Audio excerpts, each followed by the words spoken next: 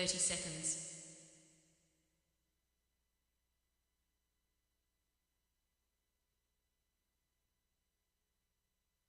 20 seconds.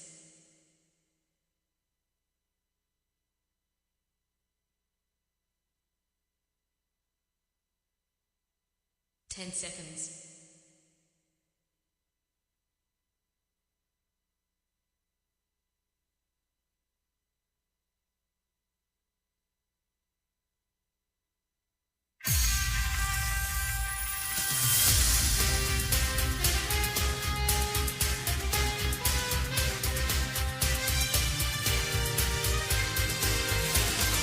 Hi, My name's J.C. McCauley. I'm Naisha McCauley, and Well, you're you're watching watching accesstv.org.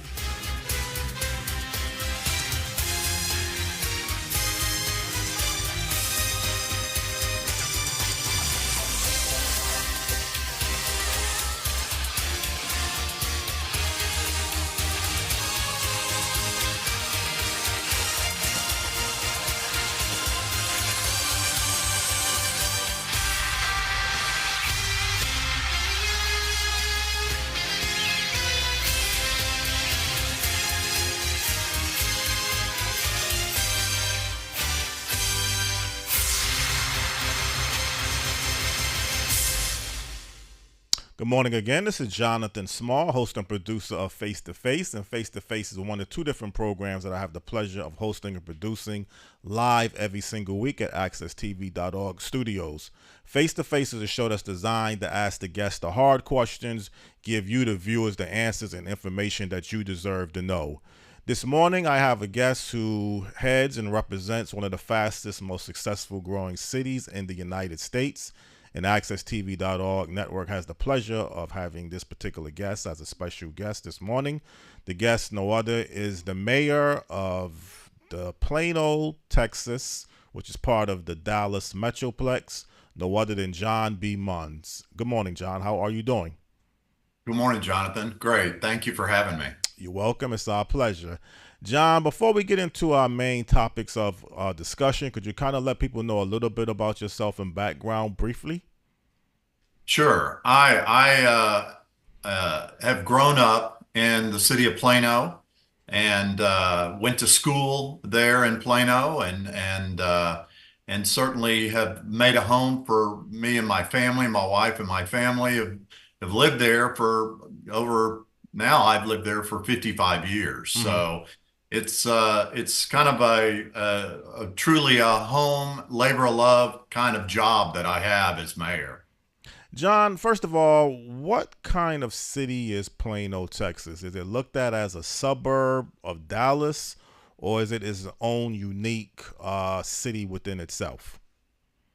I think, 30 years ago, it was definitely a suburb of Dallas and an area that people lived and drove back to Dallas to work.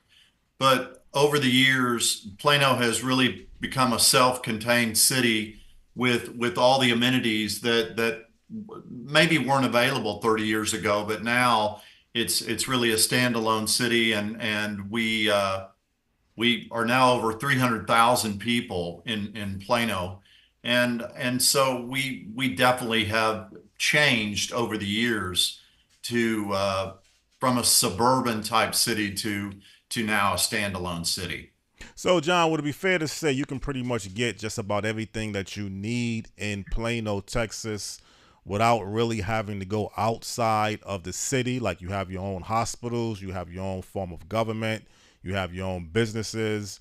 So maybe with the exception of a major league baseball or football stadium and maybe some, state of the art concert venues, you pretty much have everything that you need for a good quality of life in the city of Plano. Would that be fair to say?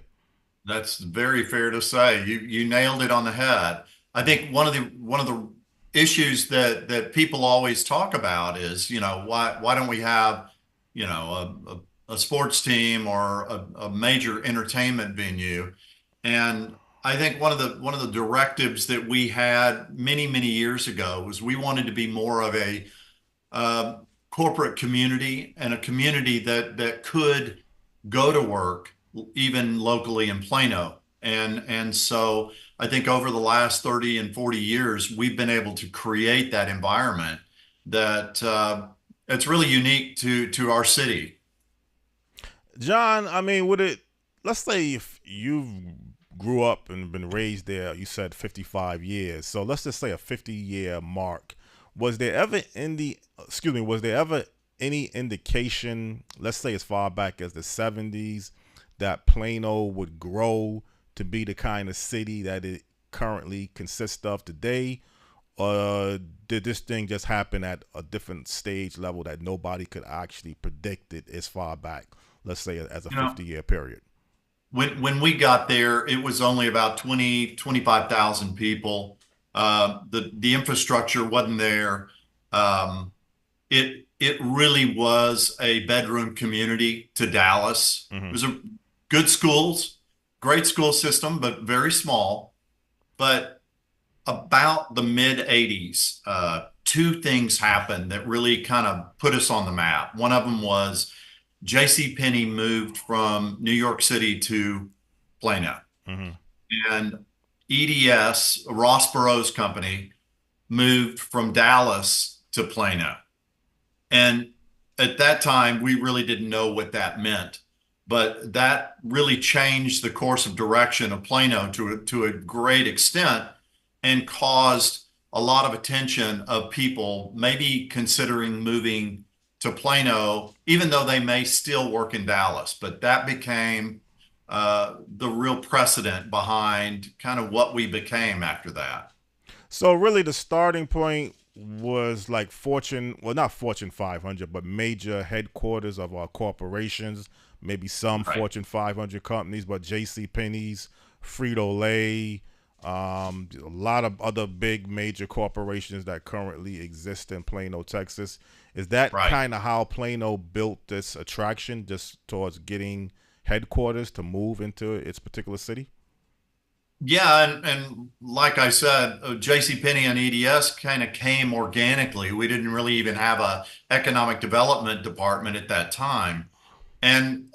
But after that, we realized what value they bring to your tax base, your city, the ability to start creating infrastructure because of such a large tax base that really didn't exist with resident property taxes. It certainly in the 70s, but Mm. as we realized that to have a corporate tax base, even with our resident tax base, that really created an opportunity for Plano to grow. And then because of that, we did grow quite rapidly in the 80s and 90s. Mm. How has Plano been able to sustain the competition when you talk about the Dallas Metroplex area? You have Frisco, Texas, McKinney, Texas. You have a lot of strong Arlington, Texas. You have a We, lot of other yeah. strong cities in that particular area. How has Plano been able to withstand the competition? Well, we go all over the world and talk to companies that are considering coming to Plano. We obviously have Toyota of North America here in Plano, and they always give you three reasons. And I think we've really embraced this and tried to work on this every single day. First and foremost, they want a safe and secure environment to work at for the employees to live, and so it's a real priority for us in Plano to have uh, great first responders, whether it be our police, fire, and EMS. Second of all, they want a good education system for their children and for their employees. And third of all, they want an educated workforce ready to go right then and there. And so those three things have been huge priorities for us to continue to make sure that when a company comes here, those three things are available and ready to go. And that really is a large part of it. Don't get me wrong, the incentives that companies are looking for are really important, but the relationship and the satisfaction of having those three things are just as important. And I think we really focus on that. Mayor Muns, could you kind of break down your role as a mayor differently than the city manager? And how, as the development side, or how do you work together, let's say, with the economic development director, Doug McDonald, who actually was a guest on Face to Face a couple of years ago, and the city manager? And I guess you have what, a city manager form of government, so you're not Correct. technically a strong mayor, but you Correct. still work. Go ahead. I Yeah. mean, different areas.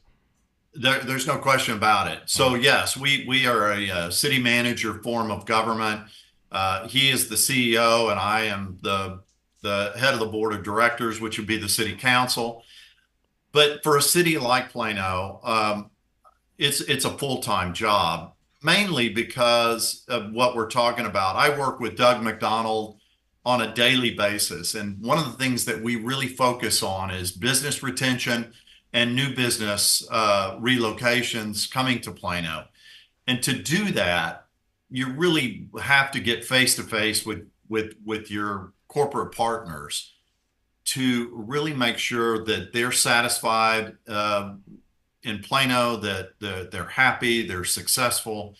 And I think the relationship matters, especially when it comes to our international companies and making sure that they have a smooth transition from Taiwan or Korea or India. When they come to Plano, Texas, they want to have a smooth transition to be able to set up shop and get going.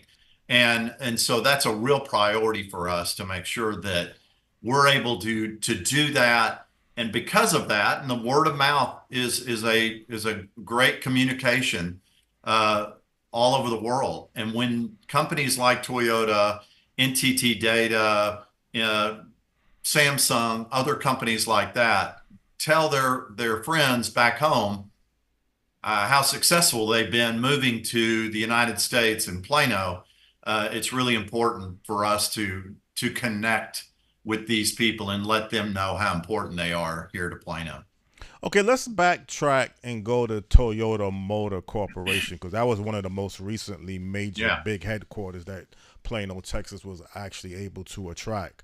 I realize you weren't mayor at the time, but how did that whole development project come together? If you have any information that you could share about that. Well, yeah, my predecessor, Harry Larosseliere, a great guy, and really said, "Why not us?" And at that time, Toyota was in Torrance, California, and we made a presentation to them and showed them those three things that I talked about earlier: the safe and secure, the good education, and the good educated workforce. And really the tax incentives that we offered were really important to them as well. But I think it was just one that we really worked very hard on our relationship and showing and proving to them that this was the place they needed to be. And lo and behold, Toyota chose Plano. Hmm. Now, you may have a good problem to have to some degree, is Plano pretty much is tapped out. You don't really have much more land space to do any Right. development on. Is that a good thing or is that a bad thing, actually? Well, I mean, you'd always love more greenfield development and available space that really is, we're down to about 3% of available land. And I think the biggest challenge for that is housing. We just don't have as much available housing as we once had. And so we're kind of in the same boat that you guys are on the East Coast. Is it's just, inflation and appraised values on housing has gone up. So it makes it a little bit harder for starter families and starter homes to be in Plano, and because the growth is actually north of us right now. Hmm. But our redevelopment of campus space that maybe was developed in the 80s and 90s is being repurposed for new corporate growth and things like that. So we really have focused on our redevelopment throughout the city of Plano and had real success in being able to reimagine some of the older corporate campuses that new companies have moved in and really have almost a brand new workspace. Mayor Muns, how important and how successful, and it's very attractive. That's what draws me instantly to this Legacy West mixed use development project. I mean, how important is this particular development project has been to Plano? Well, it's the real hallmark of our city, and don't let me take away from our downtown community, which has really grown exponentially every direction, and it's got a face of its own, and it's unique in its own way. But Legacy West is a huge dynamic mixed use development that probably has 50,000 people every day there, from JP Morgan to Liberty Mutual to Pepsi, Frito Lay, and on and on and on. And so that has been a huge shot in the arm for us. And obviously, as I said earlier, our business community takes note of that. And just like in the old days when we talk about location, location, location, corporate communities want to be close to each other. Um, does Plano, Texas still benefit from having close proximity to a major city like Dallas, or has Plano, Texas now have formed its own identity where being close to Dallas helps, but you really don't need Dallas? Is that somewhat of a accurate statement, or is it more to it than that? Being close to it. I think it's always good to be regional partners with Dallas and Fort Worth and Arlington and Frisco. We want to be able to work well together. But I don't think there's any question that we're all competitive with each other, and we want to land the next deal that's coming to the Metroplex. But I think there's enough for everybody to be successful, and so we work really hard to make sure that we're good partners with Dallas and Fort Worth and Arlington, because there are things that Dallas has that we don't have, or Arlington has, obviously, with all the sports venues, and Fort Worth as well. And so I think one of the things that we're working on probably harder than we ever have is to have uh, more mass transit connectivity with Dallas, Arlington, and Fort Worth, and cities like Plano and others. So that's a real priority for us going forward in the next 5 to 10 years. Mayor Muns, would Plano, Texas be classified as an expensive city? I think your medium household costs or home is about $500,000. Is that considered a lot of money in the Dallas Metroplex, or is it pretty much a little bit above average, or how would you I rate it? think, yeah, I would say it's above average. It's and that growth has happened, you know, slowly before the pandemic, but because of the pandemic, that number is gone up quite a bit. But I would say it's above average. I don't think we're at the East and West Coast numbers, but certainly more than it's it's at the peak right now, I would say. Would you say at some point, I think you mentioned the population is over 300,000. So I was just going to ask you, would you reach to 300,000? But you said the population has already surpassed 300,000. Is Right. Plano kind of growing at such a fast rate that it could get to 350,000 real soon, or is it starting to level off a little bit? It's leveling off. It's probably, as far as the residents are concerned, it's probably around 2 to 3% growth, whereas Frisco and McKinney and others are at the 8 to 15% growth. So you're seeing the growth continue to move north, and I think there's a little bit more affordability, but you're really talking about 15 to 25 miles farther to really appreciate the value of lower priced homes. So I think there's a real demand for North Texas right now, and and so Plano really isn't growing at a rate like it is farther north. Hmm. And then Plano, you have a lot of high profile. You have professional athletes, entertainers, business people. I mean, I was looking at the list of people that live in Plano, and it's just like a mile long. I mean, I just kept, usually it starts to level off around 20 or 30, and this thing is going down to 40, 50, 60. So why are so many people attracted to Plano, Texas, as a person that has grew up in that particular city? Yeah, I think there's some real opportunities. It's we as we said, we're self-contained. We have a great restaurant environments. We have, as you said earlier, we have five major healthcare institutions along with a children's hospital. We have great healthcare opportunities for young families and seniors. We really have a place where people feel welcome, whatever. We're very diversified. We're probably around 24% Asian in our community. We embrace that diversity, and I think people really feel comfortable in our community. Hmm. And I think that gives people that are little more high profile the security and privacy that they appreciate. And also over the years, Plano has went from, I think, in the beginning stages of a 1 year mayoral form, like the mayor would get elected mayor for 1 year, then it went to two, then it went to three. Now it's currently 4 years.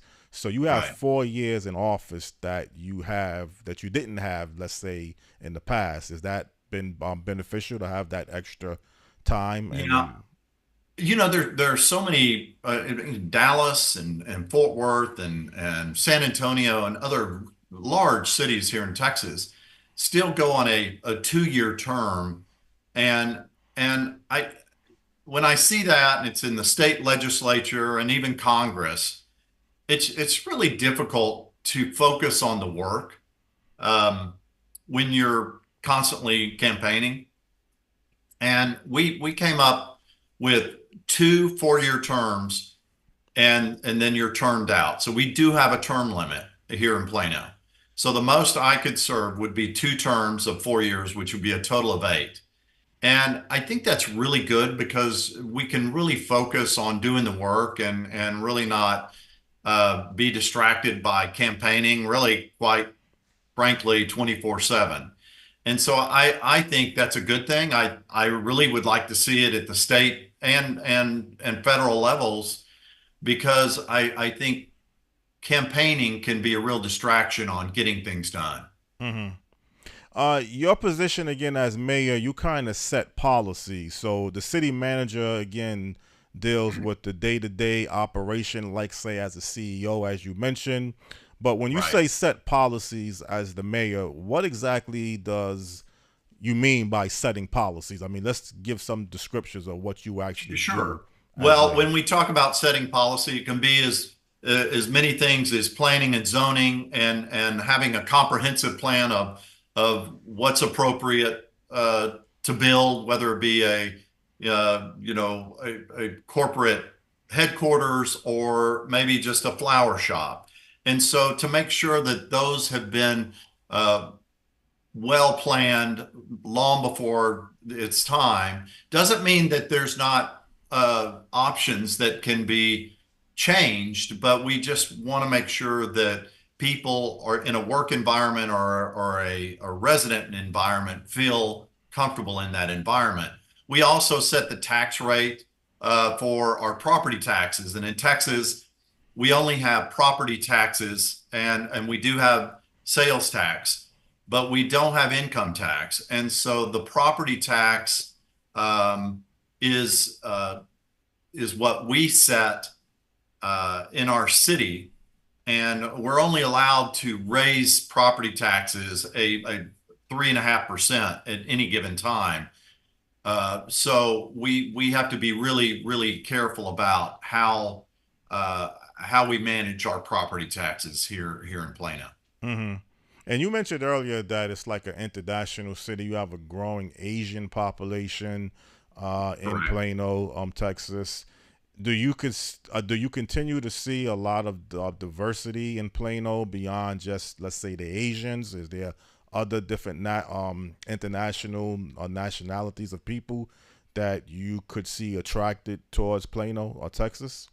Absolutely. We have, as I said, Asian, which encompasses Korea and Taiwan, and then we have a South Asian community and that are very involved. We have a wonderful Black community that we are so proud of, that do so much in our community. And there's a large part, they call it the Douglas community, that is right in downtown Plano, that we really cherish, and we appreciate all that they do for their community, and outside of their community is really wonderful. So we do have a very diversified community, and we work really well together. We have a couple of international festivals throughout the year that we all come together and have great celebrations in regard to that. So we feel like this is a very comfortable place for people of international descent or diversity to come and live in Plano and feel very welcome. Hmm. And Plano, would you say, with its track record, is one of the best cities, as I mentioned earlier, that if you was looking to start a business, if you were a professional, people looking for a career, if you was looking to just start off as an entry level job position, does Plano, Texas kind of fit all of those different areas, and even more than that, if it's possible? Yeah, I think, and one of the things that's also unique about us is because of the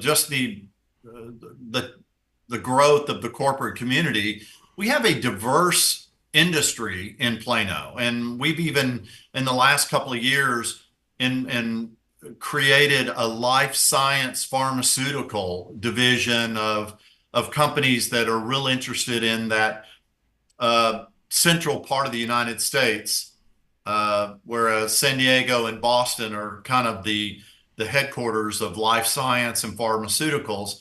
Well, you're starting to see that come to North Texas in the center of the United States, and Plano is also benefiting from that as well. Hmm. Do you have to go to Austin towards the state capital, or does Plano have like a satellite office that you can monitor the statewide government affairs, that people who represent Plano, Texas? I mean, that could be a long commute to go to Yeah. Austin, Texas, or do you have somewhat of a satellite operation there as well? I have some governmental affairs staff that work for the city of Plano. But when the legislature's in session, which will start in January of this coming of 25, I will go down there probably once or twice every week during the session, because we have so many issues that we're trying to uh, influence the session to really, and really it's all about having more local control, independence in Plano, and I think we show and prove that we do a great job of managing our city. And so we spend most of our time trying to convince the legislature to make sure local control is the main objective in cities that are really functioning well. Hmm. Muns, what are some of the concerns or some areas that you are working towards, or that you would like to see happen in Plano, Texas, that maybe not, well, excuse me, maybe that isn't currently existed towards the level that you would like to see, if that's possible? Sure. I mean, I love to brag about Plano, but we have issues and problems just like anybody else. We continue to work on uh, homelessness in a very small way. We have food insecurity, and we have some wonderful nonprofits, and we actually have the North Texas Food Bank, which is a a nonprofit that serves about 13 counties outside of Collin County, which Plano exists in, and but they exist in Plano, and so we work really well with folks, and even after the pandemic and inflation, that's really been a hardship. Food insecurity is one that we continually work on to make sure people have the resources they need to be successful, and expanding into that, we work not only with food insecurity, but be able to kind of get out of that cycle of food insecurity and be able to do some job education for people, and help them really be able to get to a point where they don't need uh, nonprofits to be giving them food, that they're able to self-sustain themselves. So they not only work in that area, but work to help people kind of get out of that cycle. Hmm. So you have to have a certain per capita income to sustain somewhat of a standard of living in Plano, Texas. But even with that, because you have some cities that's well off that really have no resources for homeless people or poor people. It sounds Yeah. like to me, from what you're indicating, that Plano, even though it's a well off city, you still have resources for homeless people and insecure food people who just don't have the means to sustain itself. So is that a little bit Right. different than most well-off cities, that what you have to offer that some well-off cities just don't have to offer? I want to believe that it is. I know cities all around us work very hard and creating an environment for those who really can't afford maybe some of the rents, and so we work very diligently with HUD on creating affordable housing uh, for anyone. I mean, sometimes we talk about affordable housing for our first responders and teachers, and folks that really want to be right there, close to their workplace. And we've created that environment. We don't ever have enough, and so that's probably an objective we work on every day, is to see how we can provide more affordable housing for those that need it, and need to be close to the amenities that they need to also sustain uh, themselves as well. Well, let's just say two areas about what it costs to live in Plano. Um, would $100,000 pretty much guarantee you a good quality of life in Plano, or is it less than that?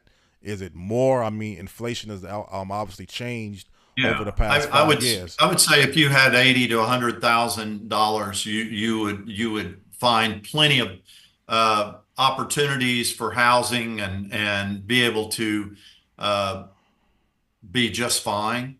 Mhm. I think ours would. I think that level below 50,000 is when you're able to uh, qualify for access to affordable housing and things like that.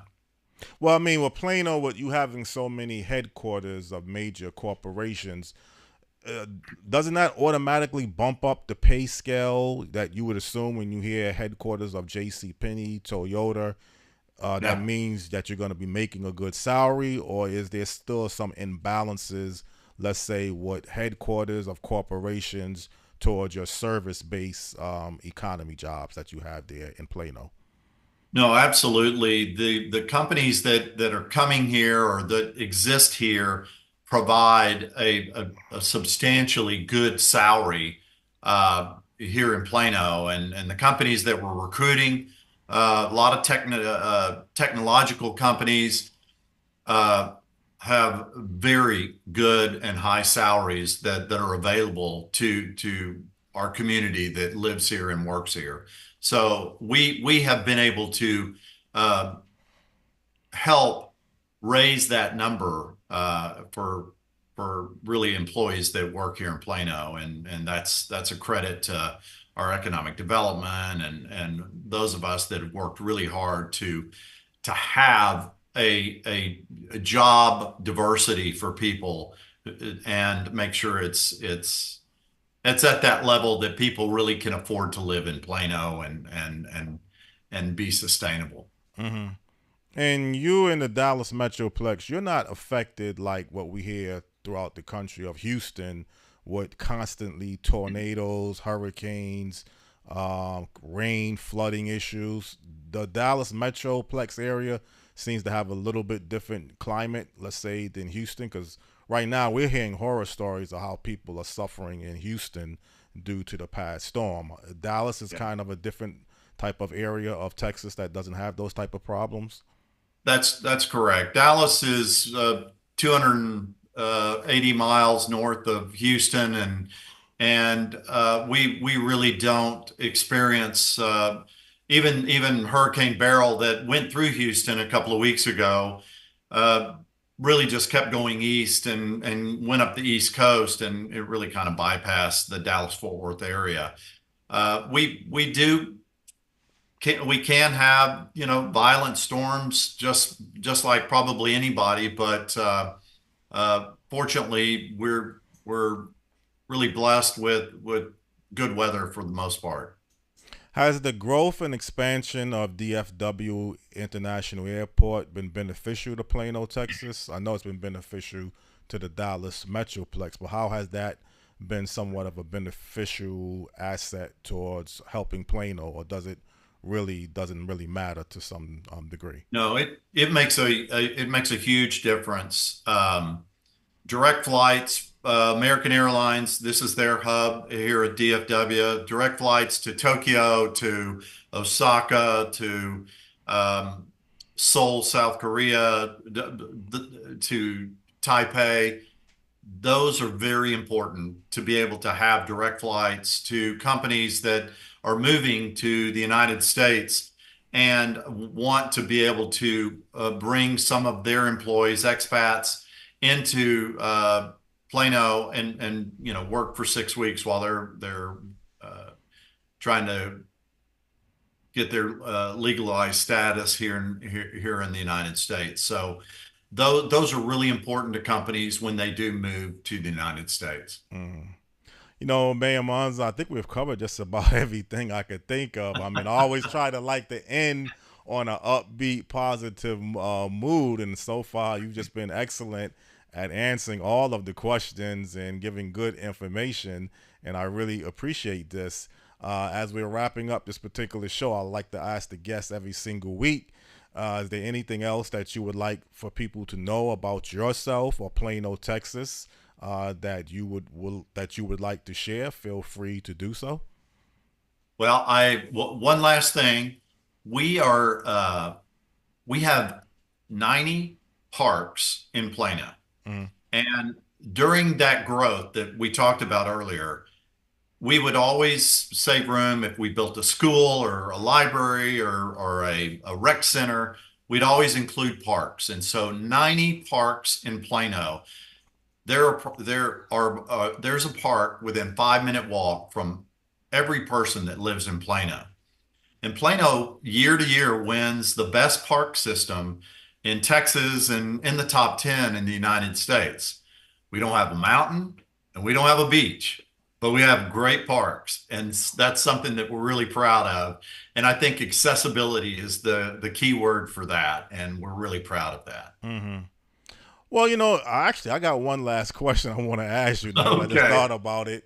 Can any cities throughout the United States kind of look at Plano, Texas, and learn and duplicate some of the things that Plano has been able to do?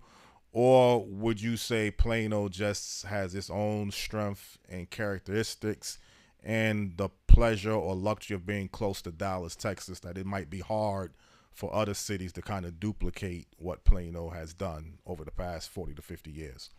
I think that's a great question, and I don't think it goes unnoticed how important Dallas was in making Plano what it is today. But I think the philosophy of this live, work, and play environment that we've had in Plano for the last 40 years, when we really started this growth, has is a recipe that anybody else can use. I realize there are that's not 100% true. There's people out there that are in a desert that may not have the resources that we do right here in North Texas. But for the most part, we have been able to attract companies and to be able to create an environment that people want to be a part of. And I think that can always be a success for communities, small, medium, or large. Actually, I think that's a better way to end the program. I think you just gave a good, maybe because I asked the question and you gave a great Yeah. answer. So I kind of feel a little bit better ending this particular segment on that note. And it was just us, excuse me, it was just such a pleasure to have you as a special guest this morning.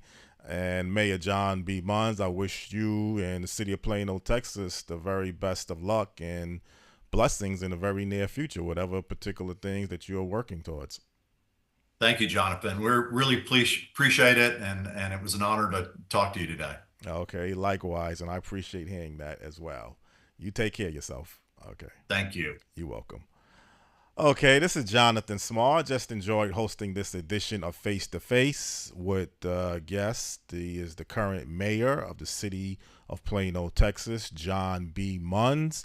And it looks like to me he is doing an excellent job to go along with other staff in the city of Plano.